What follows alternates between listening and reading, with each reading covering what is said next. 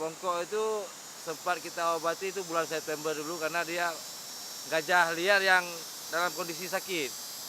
Ya, kondisinya bongkok itu kedua matanya itu sudah buta, kemudian kaki kirinya pincang.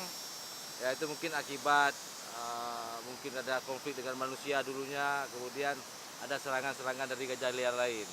Itu kita obati, itu yang kita obati saat itu kita obati luka yang ada di pangkal paha sebelah kiri ya.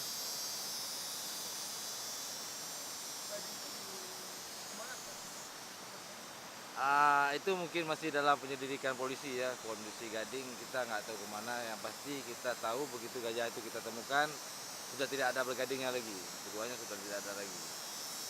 Dan prediksi kita itu kita temukan itu kematiannya itu sudah kurang lebih 15 hari, bisa lebih ya, karena kondisinya sudah membusuk.